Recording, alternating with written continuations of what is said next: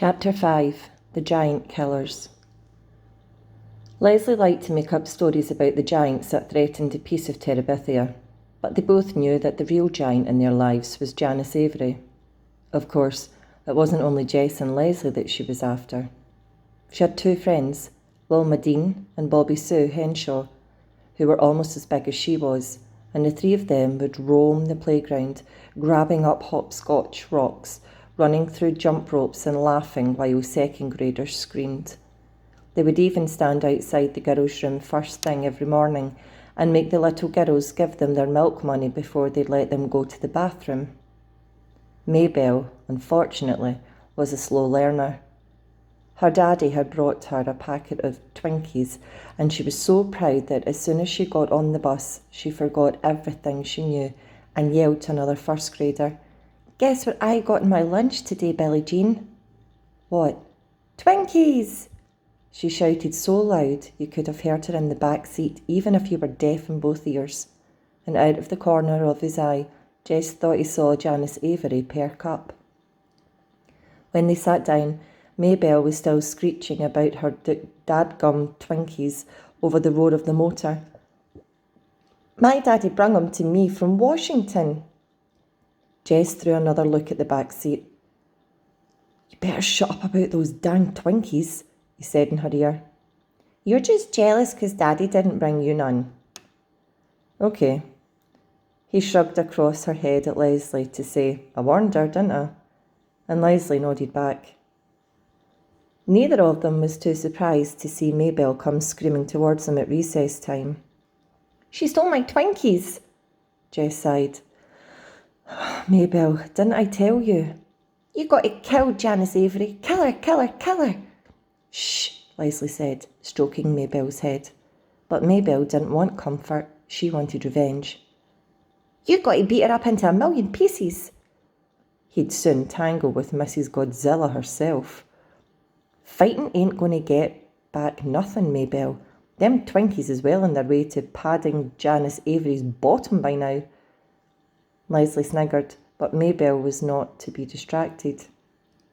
"You're just yeller, Jessie Aarons. If you wasn't yeller, you'd beat somebody up if they took your little sister's Twinkies." And she broke into a fresh round of sobbing. Jess stiffened. He avoided Leslie's eyes. Lord, there was no escape. He'd have to fight the female gorilla now. "Look, Maybelle," Leslie was saying, "if Jess picks a fight with Janice Avery, you know perfectly well what will happen." Maybelle wiped her nose on the back of her hand. "She'll beat him up." "No, he'll get kicked out of school for fighting a girl. You know how Mr. Turner is about boys who pick on girls." "She stole my Twinkies." "I know she did, Maybelle, and Jess and I are going to figure out a way to pay her back for it. Aren't we, Jess?" He nodded vigorously. Anything was better than promising to fight Janice Avery. "What are you going to do?" "I don't know yet. We'll have to plan it out very carefully, but I promise you, Maybelle, we'll get her." "Cross your heart and hope to die?" Leslie solemnly crossed her heart. Maybelle turned expectantly to Jess, so he crossed his, trying hard not to feel like a fool crossing his heart to a first grader in the middle of the playground. Maybelle snuffed loudly. "It ain't as good as seeing her beat to a million pieces." "No," said Leslie, "I'm sure it isn't. But with Mr. Turner running this school, it's the best we can do. Right, Jess?" "Right." That afternoon, crouched in the stronghold of Terabithia, they held a council of war. How to get Janice Avery without ending up squashed or suspended? That was their problem. "Maybe we could get her caught doing something." Leslie was trying out another idea after they both rejected putting honey on her bus seat and glue in her hand lotion. "You know, she smokes in the girls' room. If we could get Mr. Turner to walk past while the smoke is pouring out." Jess shook his head hopelessly.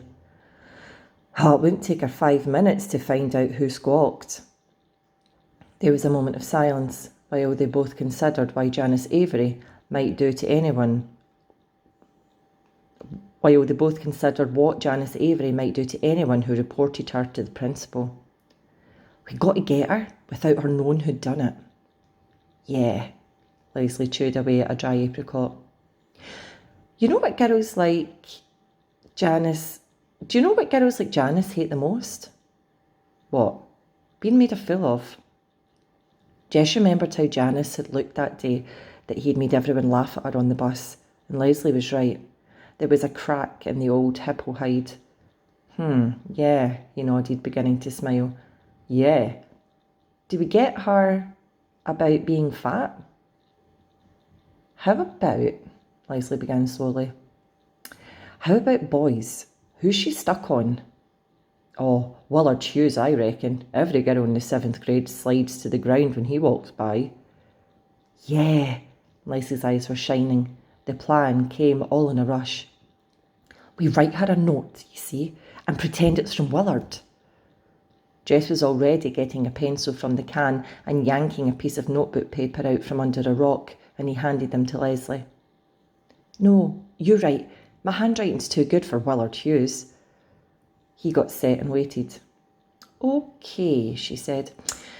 Dear Janice. No. Dearest Janice. Jess hesitated doubtfully. Believe me, Jess, she'll eat it up. Okay. Dearest Janice. Don't worry about punctuation or anything. We have to make it look as if Willard Hughes really wrote it. Okay. Dearest Janice. Maybe you won't believe me, but I love you. You think she'll... He asked as he wrote it down. I told you, she'll eat it up.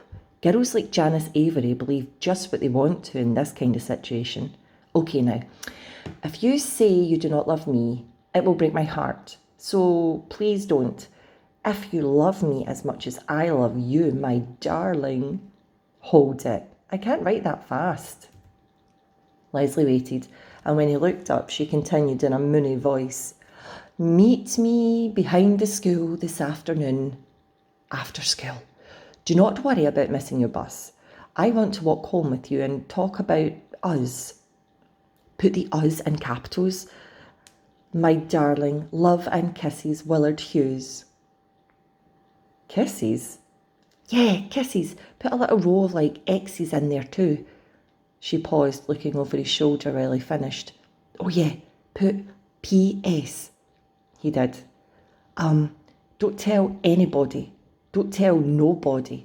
Let our love be a secret for only us two right now. Why'd you put that in? So she'll be sure to tell somebody, stupid. Leslie reread the note, nodding approvingly. Good. You misspelled believe and to. She studied it a minute longer. Gee, I'm pretty good at this. Sure, you probably had some big secret love down in Arlington. Jess Aarons, I'm going to kill you. Hey, girl, you killed the king of Terabithia and you're in trouble. Regicide, she said proudly. Reggie what? Did I ever tell you the story of Hamlet? He rolled over on his back. Not yet, he said happily. Lord, he loved Leslie's stories. Someday when he was good enough, he would ask her to write them in a book and let him do all the pictures.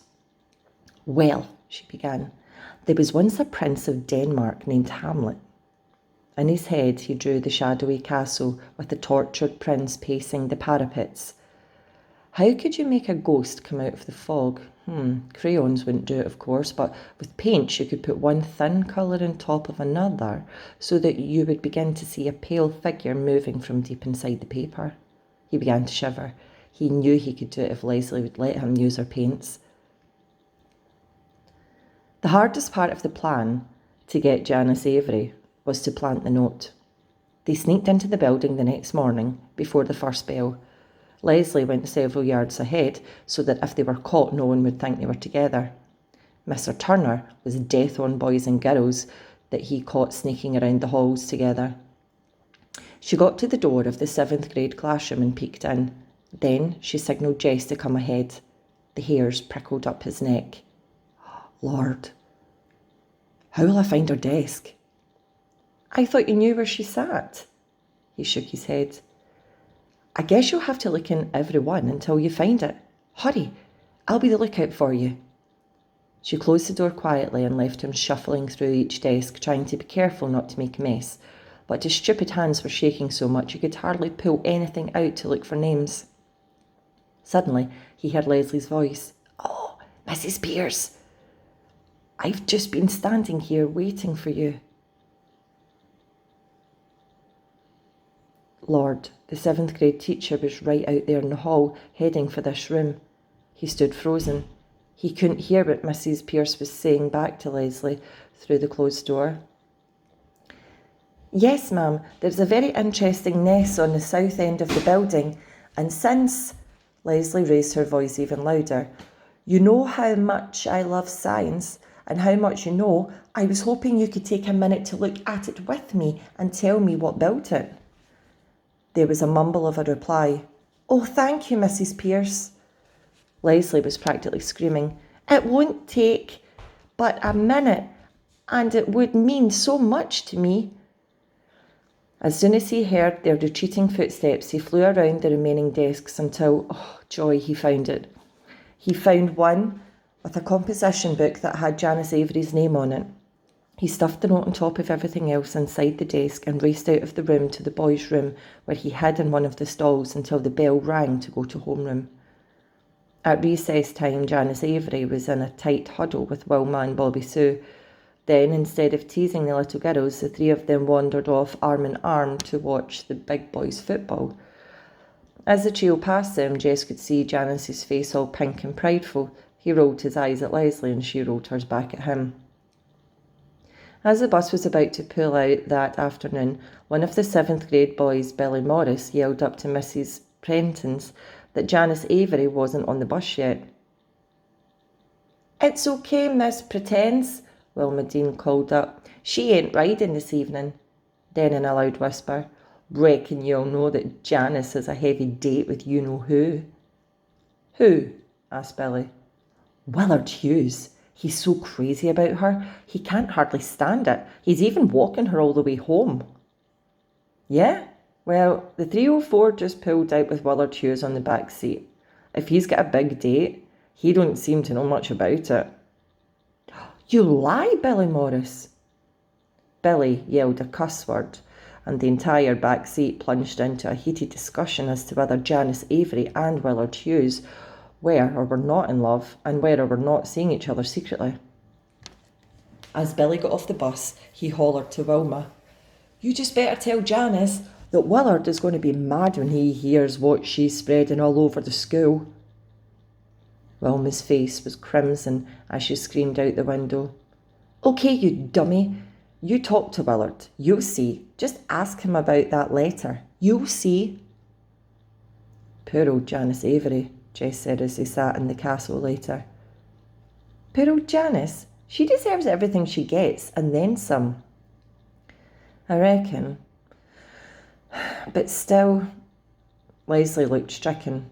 You're not sorry we did it, are you? No, I reckon we had to do it, but still. Still what? He grinned. Maybe I got this thing for Janice like you got this thing for killer whales. She punched him in the shoulder. Let's go out and find some giants or walking dead to fight. I'm sick of Janice Avery. The next day, Janice Avery stomped onto the bus, her eyes daring everyone in sight to say a word. Leslie nudged Maybelle. Maybelle's eyes went wide. Did you? Shh, yeah. Maybelle turned completely around and stared at the back seat. Then she turned back and poked Jess. You made her that mad? Jess nodded, trying to move his head as little as possible as he did so. We wrote that letter, Leslie whispered. But you mustn't tell anyone, or she'll kill us. I know, said Maybelle, her eyes shining. I know.